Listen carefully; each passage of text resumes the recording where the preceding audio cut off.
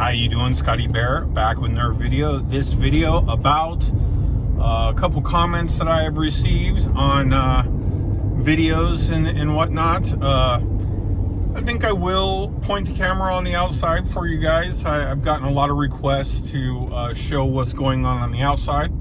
I was just being followed by the policia, which honestly isn't that great of concern, especially in the Baja area. I mean, in most cases, they're looking to probably hustle you for a couple dollars, which is totally fine to me. If that's what they want, it sure beats the United States and the cost and headaches that go along with getting a ticket in the United States. Besides that, it happens pretty rarely in general. So there's that. The next thing is buying or bringing your car to Mexico. I have a subscriber that we are talking about this in detail, and I figured I'd make a video about it because I do get a good amount of questions about bringing your car to Mexico. If you're unsure about what people's experiences of bringing their car to Mexico, look no further than the parking at the border. And that is normally a pretty costly thing to do. People that come for dental work or different reasons will park at the border, mainly because of the problems that exist with bringing your car to Mexico. I am definitely not an expert. However, my experience is really what I have to pull from with these comments and suggestions. Personally, I don't think it's worth it. My specific situation, really, I felt like it was maybe the better of my alternatives. One, putting the car in storage, to selling the car.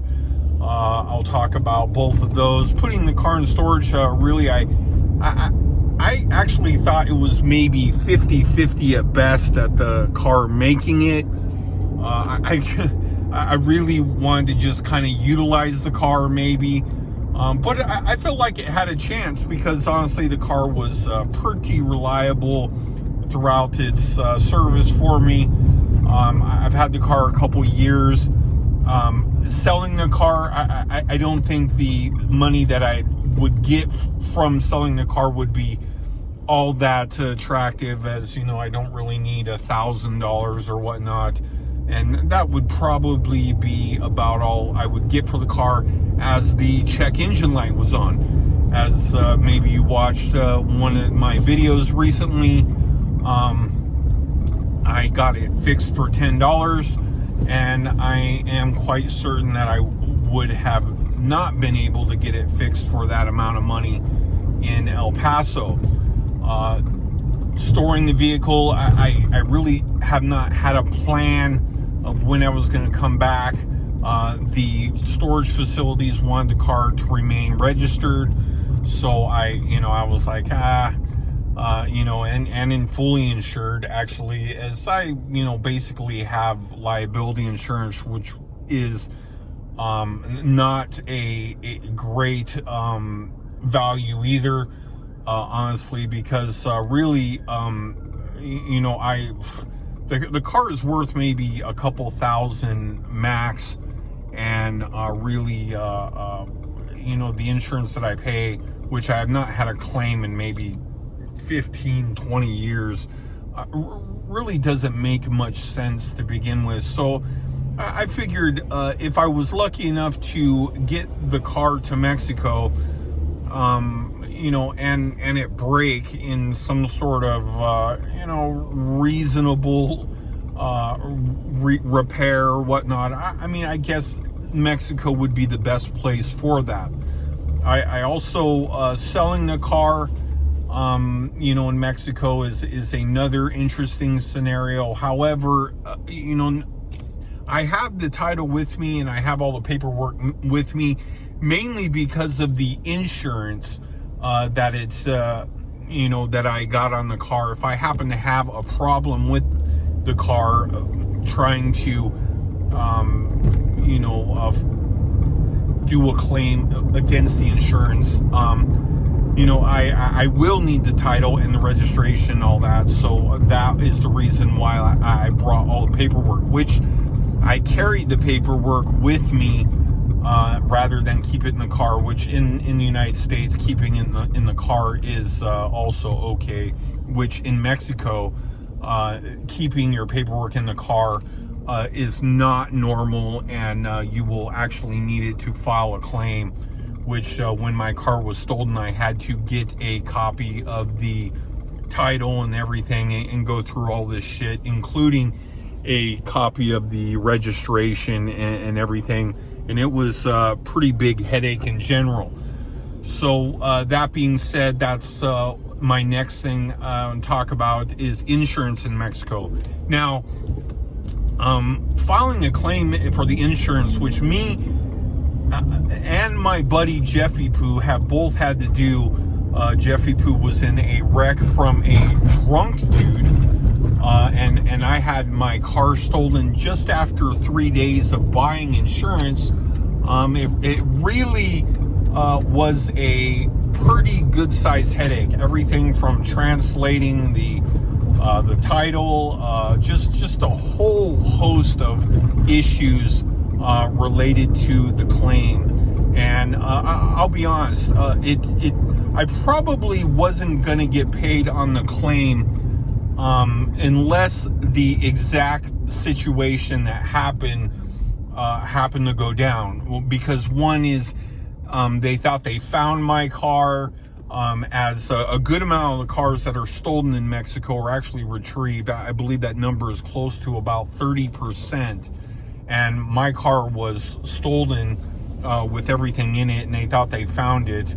Another headache problem would be if the car was stolen and of course they wanted something off the car, and then getting it repaired from a shop in Mexico. Again, if you have a $1,000 car or something, this is really just a minor issue. But if you have a car worth anything, it maybe be even a bigger issue. But that being said, like I said, my exact situation really fit the exact problem that I felt like was the lesser of a couple evils, as a car really isn't worth that much. So if I get in a wreck or the car gets stolen or something, the insurance will serve me about as well as I hope. Really my only concern about the car would be getting in a wreck and getting a lawyer to make sure I don't go to jail. Probably would be the most pressing problem of or the reason you would want to have insurance in Mexico. But honestly, and I've been in a couple of little fender benders in Mexico, and one might argue, unless you really fuck something up, the need for insurance in Mexico is probably about as thin as you could imagine, because most things in Mexico could be fixed, like my my check engine light for a couple hundred pesos will satisfy most Mexicans, as they're probably not going to fix it or have a friend in the automotive repair or body shop or something and can get things fixed fairly easy. I mean, that's probably the reason why insurance in Mexico is only a couple $100 for a whole year. And that includes towing. So it is important to really examine what you or what your risk tolerance is to bring your car to Mexico. That is, my dad put it best when we drove down to Ensenada. My dad's friend had a boss with a beach house in Mexico, and he said, I can remember sitting in the back seat of the Dodge Dart, the '69 Dodge Dart my dad had, and saying that if we get in a wreck, we're just walking away from the vehicle, which is in most cases probably going to work about the best, and just give the car to whoever hit you, or whatnot. And that kind of also plays into another kind of argument with insurance, in Mexico, is when you get in a wreck, what's the car worth, or what's the headache actually worth when it comes down to it. Because I really contend that it's really not worth a whole lot, plus all the headache that kind of goes into recovering the monies for the insurance. Anyway, I'm at the coffee shop. I hope you enjoyed this video. Have a wonderful Monday afternoon.